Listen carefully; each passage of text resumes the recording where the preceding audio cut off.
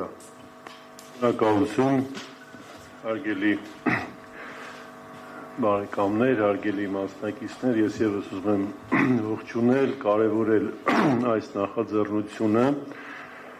ոչ թե նրա համար, որ հանրապետական կուսակցություն է կազմակերպել, այլ նրա համար, որ սա հայ ժողովրդի պատմության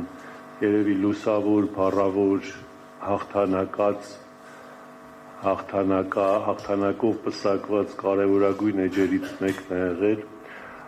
հայ մարդու հերոսությունների հսկայական շտեմարան է եղել, համաշխարհային պատմության մեջ 7 տարիները երկրորդ աշխարհամարտի լինելով ճակատագրական ամբողջ աշխարհի համար, լինելով ազատագրական գրեթե ողջ եվրոպական, եվրասիական տարածաշրջանի, նաև որոշ իմաստով մերձավոր արևելքի երկրների համար, լինելով քաղաքակրթական, երևի թե ողջ մարդկության համար, լինելով տեխնոլոգիական զարգացման, լինելով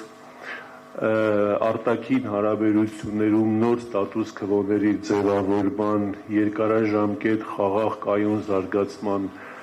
ամենամեծ հիմնաքարերից մեկը մենք երբեք իրավունք չունենք մոռացության մատնելու այդ կարևորագույն իրադարձությունը, նրանից դասեր քաղելով եւ հատկապես երբեք մոռացություն մատնելու իրավունք չունենք, որովհետեւ հայ ժողովրդի, մեր պապերի մասնակցությունը եւ ներդրումը դա ուղղակի մենք չէ որ ասում ենք, դրա մասին խոսում է ամբողջ սովետական ժողովուրդները, խոսել է սովետական պատմագրությունը, խոսել է եւ մինչեւ այսօր խոսում է համաշխարհային պատմությունը։ Ես էլ դեռևս նախադպրոցական տարիքից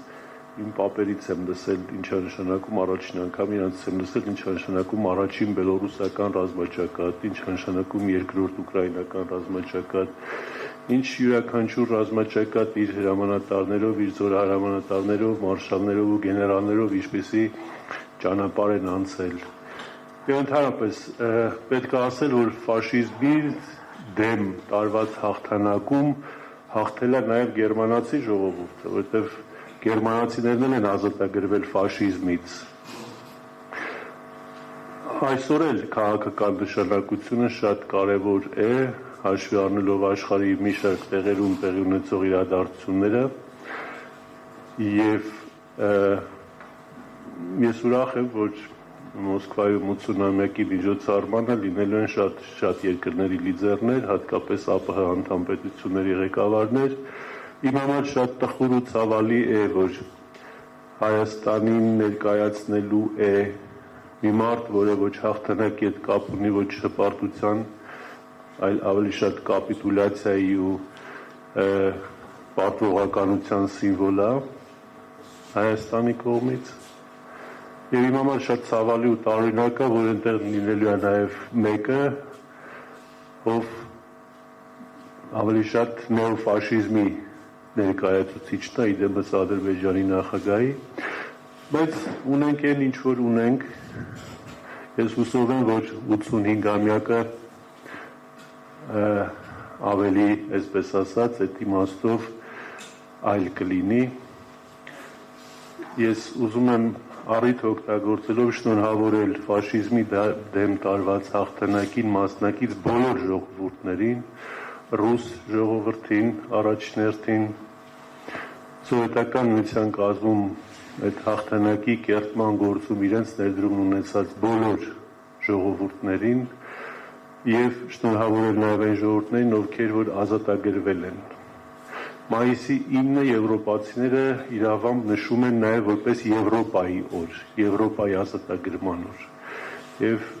նաև Կարմիր բանակի ջանքերով նրա զորահրամանատարների, նրա մարշալների ու գեներալների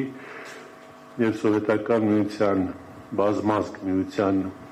ժողովուրդների արյան եւ կենացմահու պայքարի ճանապարհով նաև Եվրոպան է կարողացել ազատագրվել ֆաշիզմի աղտից, ֆաշիզմի ճիրաններից։ Հույս ունենանք, որ այն որևէ կերպ, որևէ տեղ այլևս կրկնություն չի ունենալու։ Շնորհակալություն։ Շնորհակալ ենք, պարոն Զաքարյան, իսկ հիմա հասնում ենք գիտական զեկույցների